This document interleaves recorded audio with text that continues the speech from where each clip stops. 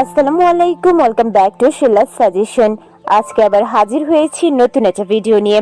আজকের ভিডিও গর্ভবতীর ঈদ, কিভাবে কাটাবেন ঈদের দিন, কি খেলে গর্ভের বাচ্চা সুস্থ থাকবে, আর কোন খাবারগুলো একেবারেই খাওয়া যাবে না। হাঁটি হাঁটি পাপা করে পুরো রমাদান মাসটি কেটে গেছে, আর চলে এসেছে খুশির ঈদ। সকলকে জানাচ্ছি ঈদ মুবারক। সবার পরিবার নিয়ে অনেক ভালো আছেন এবং ঈদের দিনটি অনেক ভালো করে কাটাবেন এই প্রত্যাশা রইল। ভিডিওটা শেষ পর্যন্ত দেখুন, আশা করছি অনেক গুরুত্বপূর্ণ তথ্য জানতে পারবেন। রমজান মাস মানে এই প্রচন্ড গরমে প্রায় 720 ঘন্টা অর্থাৎ 29 থেকে 30 দিন টানা রোজা রাখতে হয়। আমরা জানি অনেক গর্ভবতী আপুরাই এই দীর্ঘ সময় ধরে রোজা রেখেছেন, হয়তোবা কেউ কেউ রাখতে পারেননি। তারপরেও ঈদ তো সবার জন্য সমান খুশি বয়ে আনে। ঈদের দিনটি নিয়ে আমাদের অনেক ধরনের পরিকল্পনা থাকে। হয়তোবা গর্ভবতী হয়েছেন বলে অনেক ধরনের পরিকল্পনা এখন করতে পারছেন না। বাহিরে বেড়াতে যাওয়া, কেনাকাটা কিংবা অন্যান্য প্রোগ্রামগুলো বাদ দিলেও ঈদ হলো আনন্দের দিন, আর অন্যতম অনুষঙ্গ হলো খাবার। ঈদের দিন আমাদের প্রত্যেকের বাড়িতে বিভিন্ন ধরনের গোশত রান্না করা হয়, যেমন গরু, খাসি, মহিষ কিংবা মুরগি। কেউ কেউ হয়তোবা শখের বসে উটের গোশত রান্না করে। ঈদ উৎসবে সবারই মনে প্রবল ইচ্ছা থাকে বেশি বেশি করে গোশত খাওয়ার কিংবা রিচ ফুড খাওয়ার, অথবা বিভিন্ন ধরনের রেসিপি ট্রাই করা। তবে অবশ্যই আপনি গোশত খেতে পারেন, কিন্তু খাবারের বিষয়ে চাই পর্যাপ্ত জ্ঞান। কতটা আপনার খাওয়া উচিত সে ব্যাপারটা জেনে তারপরে খাবেন। দীর্ঘ 1 মাস রোজা রাখার পর হঠাৎ করেই অধিক পরিমাণের খাবার গ্রহণ, বিশেষ করে গোশত খাওয়ার ফলে হজমের সমস্যা, পেট ফেপে যাওয়া, বুকে জ্বালাপোড়া করা বা ব্যথা হতে পারে। যাদের গ্যাস্ট্রিকের সমস্যা রয়েছে তাদের তো এই প্রবলেমগুলো আরো বেড়ে যেতে পারে। পর্যাপ্ত পানি বা তরল খাদ্য গ্রহণ না করার দরুন এই সময় অনেকে কোষ্ঠকাঠিন্যে ভুগতে পারেন। এখন জানবো ঈদের দিনের সকালের খাবার কেমন হবে। গর্ভাবস্থায় ঈদের দিন সকালে অল্প আর হালকা খাবার খাবেন, বিশেষ করে সেমাই বা পায়েস খেতে পারেন। সঙ্গে কিশমিশ, বাদাম, এমনকি খেজুর বা খুরমা, সাথে ফলের জুস, এমনকি ডাবের পানি খেতে পারেন। এতে করে আপনার শরীর এবং গর্ভের বাচ্চা দুজনেই ভালো থাকবে। এখন জানবো ঈদের দিনের দুপুরের খাবার কেমন হবে। সাধারণত ঈদে গরু বা ছাগলের মাংস বেশি খাওয়া হয়। এই ধরনের মাংসকে বলা হয়ে থাকে লাল গোশত বা রেড মিট। লাল গোশত অনেক বেশি প্রোটিন সমৃদ্ধ, যা শরীরের বৃদ্ধি সাধন করে, ক্ষয়পূরণ ও শিশুর শরীরের গঠনে অনেক বেশি ভূমিকা রাখে।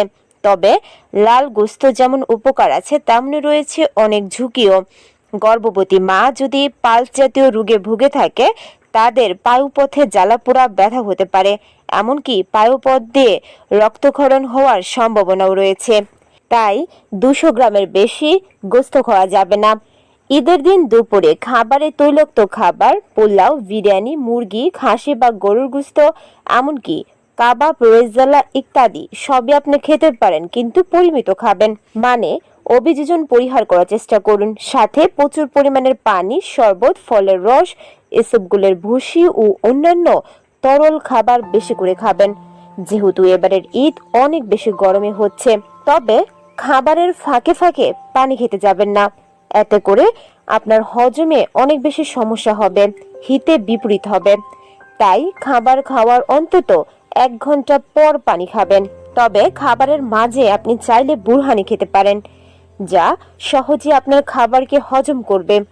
এমনকি হজমকে বৃদ্ধি করতে খাবার পরবর্তী সময় মিনিমাম 15 মিনিট হাঁটাহাঁটি করতে পারেন। এতে করে অতিরিক্ত খাবার গ্রহণ করলেও শরীর খুব সহজেই তা মানিয়ে নিতে পারবে, যা গর্ভের বাচ্চাকে সুস্থ রাখতে সহায়ক। এখন জানবো ঈদের দিনের রাতের খাবার কেমন হবে। ঈদের দিন অনেক বেশি চর্বিজাতীয় খাবার দাবার খাওয়া হয় সারাদিন ধরে, তাই রাতে অল্প আর হালকা খাবার খাবেন।